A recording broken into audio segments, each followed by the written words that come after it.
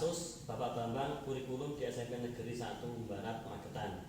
Beliau mengalami kesulitan untuk menerapkan rencana kurikulum merdeka tahun pelajaran 2022-2023. Kesulitan untuk memahami struktur kurikulum, pembagian jam pelajaran, dan juga penerapan tema dalam pembelajaran di sekolah.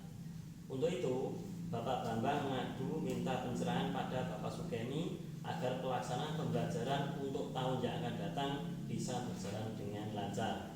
Maaf Pak Bambang, untuk kegiatan coaching ini direkam dan nanti diedarkan ke khalayak umum, khususnya untuk fasilitator melalui LMS. Betul Pak Bambang ya? Monggo kita mulai. Selamat pagi Pak Kemi. Selamat pagi Pak Bambang. Begini Pak Kemi, mohon maaf, bolehkah saya mau mengeluarkan nomor saya sama Pak Kemi? Kalau Pak Kemi tidak repot ini. Boleh. Monggo. Begini Pak Kemi, sekolah kami ini mau menerapkan kurikulum merdeka untuk tahun pelajaran 2022-2023. Namun saya ini masih belum paham betul tentang kurikulum ini. Sebenarnya sudah berbagai buku bahan yang sudah saya baca, termasuk keputusan Mendikbudristek nomor 56/M/2022 tentang pedoman penerapan kurikulum dalam rangka pemberian pembelajaran. Serta kemarin juga sudah mengikuti pelatihan penerapan kurikulum merdeka oleh Bapak Muji selama 2 hari. Tapi ternyata saya tidak tambah bisa, tambah pusing, tambah mumet ini Pak. Jadi nanti pemahaman saya itu sangat kurang dan saya ragu kalau nanti dilaksanakan di sekolah. Apalagi mohon maaf, saya kurikulum nanti masih jadi jujukannya teman-teman.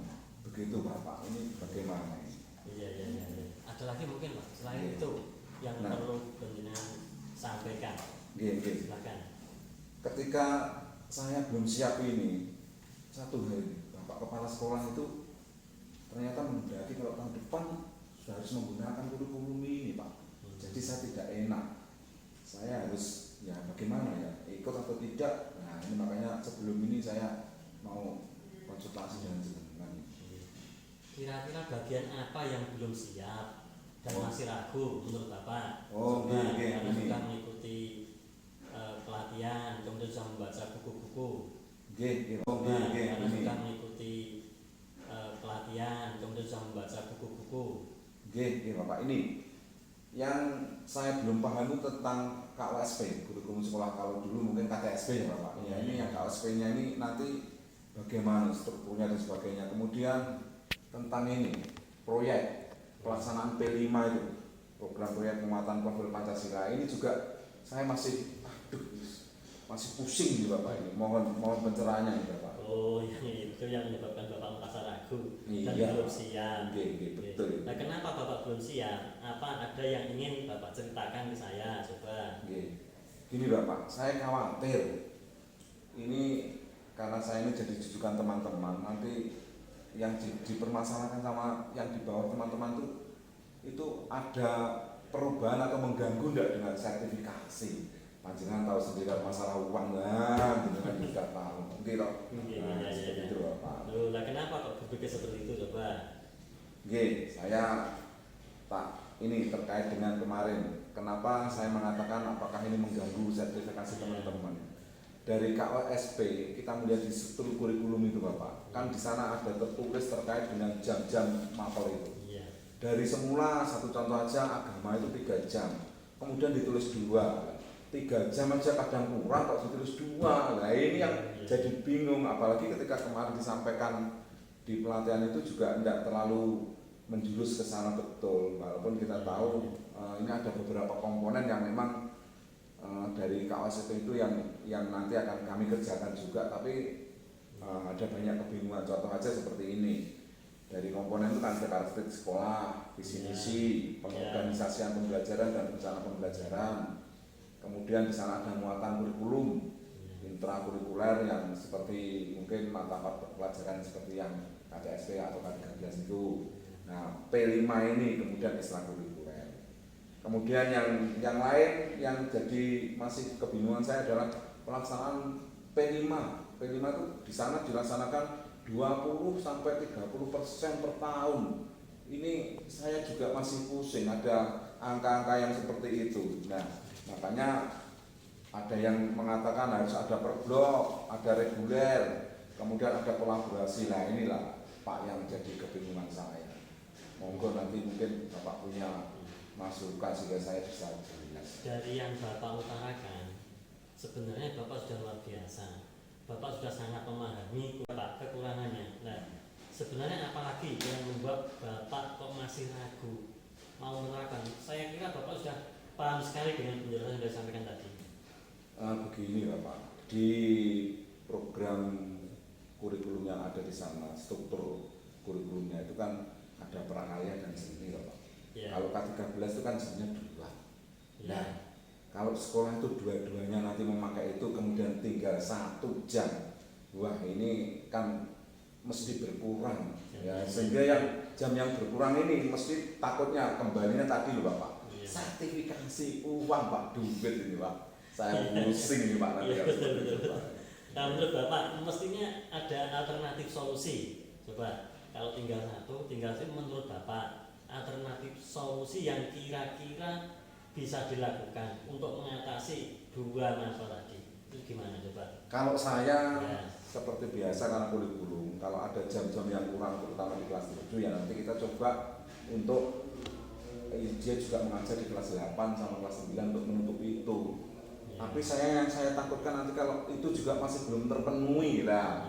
Nanti itu gimana? Apalagi mungkin juga ada bisa juga nanti mungkin jadi kepala perpustakaan, kepala lab, terus kemudian wali kelas, tugas lainnya, dan yang terakhir mungkin yang ngaku sekolah lain. Tapi Pak, kalau itu semuanya nanti tetap belum bisa, bagaimana ini Pak? Nah, begitu berarti rencana Bapak berarti berkaitan dengan apa tadi kekurangan jam dari Bapak Ibu guru yang mengalami kurang jam dari kurikulum K13 ke kurikulum Merdeka. Ya Bapak sudah yang pertama tadi di kelas 8 dan 9 ditambah, ya itu yang sudah saya lakukan. Kemudian lagi bisa ditambahkan di tugas tambahan yang lain, itu sudah bagus. Kemudian jalan yang terakhir memang sudah ada 2 macam alternatif, bisa melakukan tadi Bapak solusinya adalah mengampu ke sekolah lain. Nah, begitu ini sudah bagus Pak, sudah bagus sekali. Nah, sekarang komitmen dari itu apa yang akan Bapak rencanakan, akan Bapak lakukan setelah ini? Nah, setelah ini kira-kira kalau sudah punya solusi berbagai macam kan ada rencana lain, apa kira-kira? Coba Bapak jelaskan. Begini Bapak, saya akan mulai mencoba menyusun ini terkait dengan struktur kurikulum Bapak. Jadi mencermati, menghitung jam intrakurikuler, kemudian jam P5 untuk tahun depan semester 1 dan semester 2, itu yang pertama. Kemudian saya juga akan mencoba menghitung jam intrakurikuler, kemudian jam P5 untuk tahun depan semester 1 dan semester 2, itu yang pertama. Kemudian saya juga akan mencoba menghitung keterpenuhan. Jadi teman-teman itu mengajarnya terpenuhi. Itu harapan saya dengan menggunakan kurikulum Merdeka ini. Nah, kemudian saya juga menyusun jadwal pembelajaran dengan memasukkan P5 dalam jadwal. Ya, cuma jadwal ini nanti apakah saya jadikan satu dengan yang intra tadi atau tidak, ini juga masih menjadi pemikiran saya Bapak. Seperti itu. Nah, itu bagus. Rencana Bapak sudah bagus. Aslinya Bapak sudah memiliki rencana dan planning. Ya, itu sudah planning. Nah, sekarang kira-kira selanjutnya terus gimana? Oke. Kalau saya muncul sendiri remuk jorong pusing Bapak saya, makanya saya akan coba usulkan kepada Bapak Kepala Sekolah ini kalau mungkin nanti mohon pertimbangannya untuk membuat tim pengembang seperti tim pengembang sekolah itu loh Bapak, sehingga nanti dalam waktu dekat ini tim pengembang ini bersama mungkin dengan kurikulum dan yang lainnya akan menyusun KOSP dan kelengkapannya. Mungkin seperti itu Bapak, apakah ini bisa? Bagus sekali. Berarti kita nanti akan bekerja sama dengan teman-teman yang lain. Sudah bagus. Nah, berarti apa yang sudah Bapak rencanakan sudah sangat bagus sekali. Tinggal actionnya. Sudah bagus. Mulai awal Bapak sudah pemahamannya tentang kurikulum Merdeka sudah bagus. Bapak menjelaskan sudah rinci sekali. Kemudian yang kedua, planning tahapan yang akan dilaksanakan ada 3 macam tahap, termasuk yang keempatnya Bapak akan membuat tim pengembang sekolah yang nanti akan merencanakan, menyusun KOSP membangun kegiatan yang lainnya. Itu sangat bagus sekali. Dan Bapak tinggal melaksanakan untuk kegiatan berikutnya. Terima kasih Bapak, mohon maaf ini tadi Bapak sudah meluangkan waktu, Bapak sudah mendengar unek-unek saya, sekarang saya agak plong dan saya mungkin juga bersama-sama kalau didukung nanti dengan tim penggabung ini akan menggunakan kurikulum Merdeka tahun depan. Terima kasih sekali Bapak. Sama-sama, semoga penyusunan KOSP, kemudian nanti penghitungan jam di P5, penyusunan jadwal lancar semuanya dan Bapak Ibu guru tidak ada yang ada masalah berkaitan dengan sertifikasi. Jadi monggo dilanjutkan, sudah sangat bagus dan hasil akhir nanti diharapkan adalah anak-anak nanti adalah senang dan bahagia di sekolah, Bapak Ibu guru juga bahagia di sekolah, tidak ada kekurangan jam, anak-anak juga senang. Siap Pak.